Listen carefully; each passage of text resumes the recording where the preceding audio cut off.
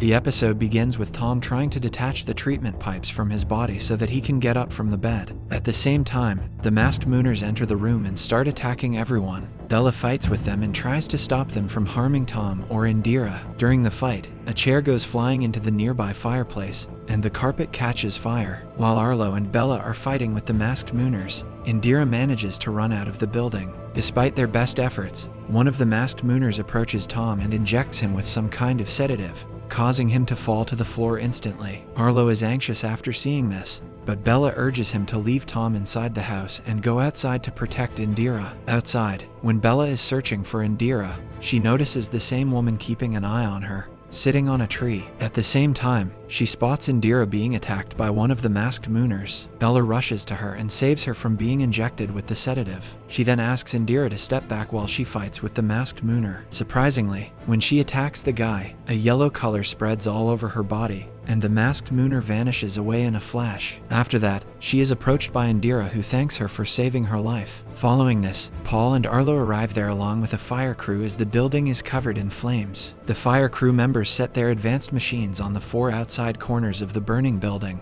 and soon initiate a phenomenon to put out the fire. Moments later, when Paul enters the building to search for Tom, he returns back empty-handed. He then speaks with Bella and tells her that Tom is gone. Hearing this, Bella makes a theory that the masked mooners didn't just attack them for no reason, but in fact, attacked them for the extraction of Tom, as they need him to see them through their planning. In the next scene, the first batch of mooners can be seen being informed about their mission after they land on Earth in a few days. The mentor instructs the volunteers to visit the dilapidated Earth and begin a new set of lives like they did on the moon decades before. He also tells them about their landing position on Earth, i.e. the secret part of the Sahara Desert. He reminds the batch that they will be landing at different bridge zones and completing the assignments assigned to them. Hearing this, one of the volunteers loses his mind and starts yelling, mentioning that it's a trap and the Earthers will kill them the moment they land on Earth. Paul's son, Wish, is also in the batch, and he becomes afraid after hearing the volunteer speak out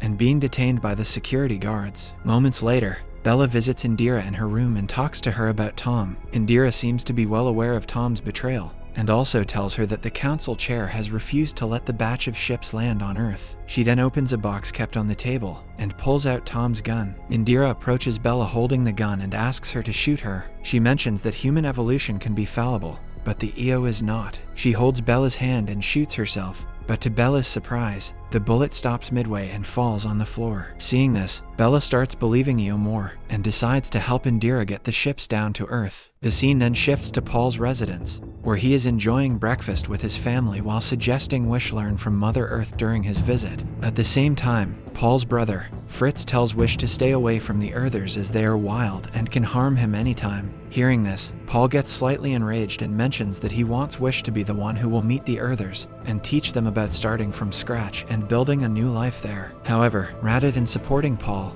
Wish agrees with Fritz and tells Paul that the Earthers want nothing other than food. Out of nowhere, Fritz starts blaming the Earthers and Bella for the attack that happened on Tom and Indira. As soon as Paul's wife, Lone, hears this, she starts questioning Paul, but he follows Wish, who walks away without having breakfast. Meanwhile, Bella visits Mate to ask her to let the ships land on Earth. As soon as Bella arrives, Mate opens the door of another room, allowing her to see a picture of a flower-like painting. Bella approaches her and suggests she not break the trust of the Earthers, as they are waiting for the ships to land and help them. Mate believes that Bella is speaking on the behalf of Envoy, and tells her that she is stopping the ship to save the Mooners from being attacked by the Earthers. She also says that there are people on Earth who profit from its destruction. Eventually, she clears that she is just halting the ships until she finds out that they are safe to land on Earth. She then asks Bella about what Io did when they looked into the future troubles. Bella replies that Io saw Mate on the other side creating troubles for Mooners and Earthers. After Bella walks away, Mate's sister, Sanda, enters the room and tells Mate that she is getting affected by Bella's words. She also suggests Mate to let the ships land. Mate, on the other hand, remains adamant about her decision and tells her that she is not afraid of anyone. Furthermore, she mentions that someone else is coming to their rescue,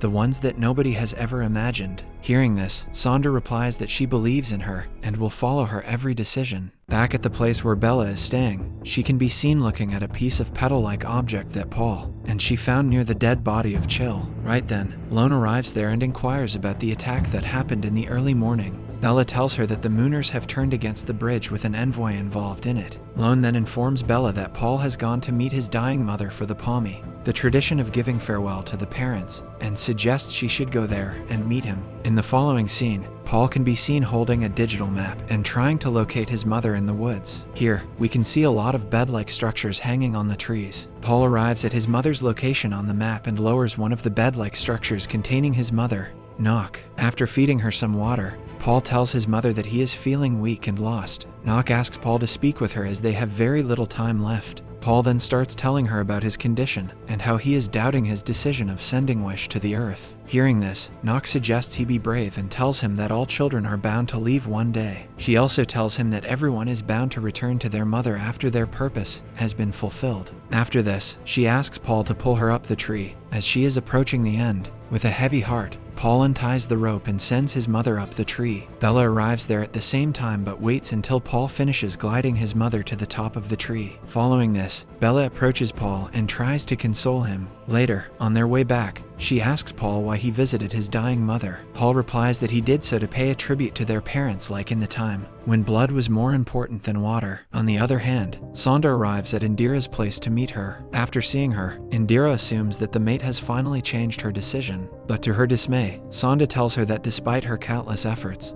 Mate won't budge and change her decision. Hearing this, Indira gets enraged and tells Sanda that if Mate doesn't change her mind soon, then Sanda, being Mate's successor, should stand for the cause and raise her voice against her. Before Sanda leaves, Indira tells her that they are running out of time and that everything should be done before it's too late. After Sanda walks out of Indira's place, she walks through the trees and feels like someone is keeping an eye on her. Tom, who is still alive, can be seen behind a tree. Looking at Sanda, he slowly approaches Sanda and starts kissing her. Sanda also does not resist and goes with the flow. In the next scene, Bella visits Arlo at his workplace and shows him the synthetic flower petal that she and Paul found when they visited Chill's death spot. Arlo takes out an advanced magnifying glass and takes a closer look at the petal. He then concludes that the petal has been ripped apart from the original one. After this, Arlo asks Bella about what Strigo told Tom before he got shot. Bella replies that Strigo mentioned the end of one world and the beginning of the other. Following this, Bella says that she has to go somewhere and asks Arlo to keep on investigating the flower petal. The scene then shifts to Tom and Sanda, and here, it is revealed that the two have been lovers for a long time. It seems like Sanda is working for Tom to help him complete his mission. Tom tells her that in his dream, he saw them sitting on the thrones,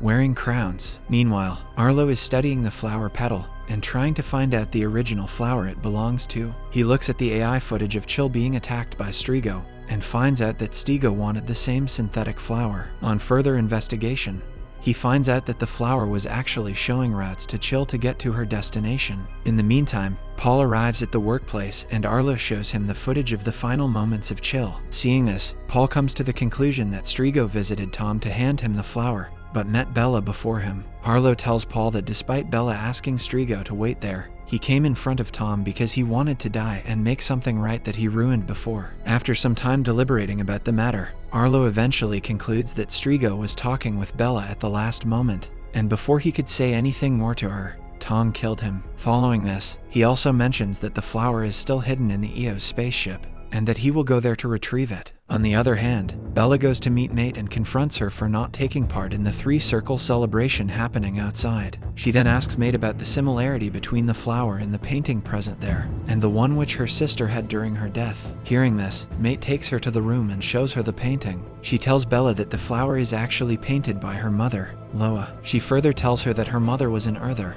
Mooner, Seeker, Dreamer, and everything. After listening to this, Bella asks Mate why she is not willing to let the ships leave for the bridge. Mate replies that the batch will leave, but not the way they are currently planning to. She mentions that someone else has arrived for their aid and will help them get to the bridge. Bella is shocked to hear this and asks Mate if she is talking about aliens. Mate confirms it and says that the aliens are there for Io, and Loa was the one who contacted them first. She also reveals that the aliens talked with Io and brought Bella there as she is also part of their plan. Furthermore, she mentions that Loa is alive and probably with the aliens. In the meantime, they hear a loud noise with people screaming outside. A large M symbol appears on the surface of the earth. When Bella turns back to talk to Mate, she is gone. In the last scene, Arlo arrives at the EO's spaceship and starts exploring it to search for the flower. He carries his magnifying glass and wanders around the ship. Moments later, He notices a digital safe, and when he opens it, finds the flower inside. Unfortunately,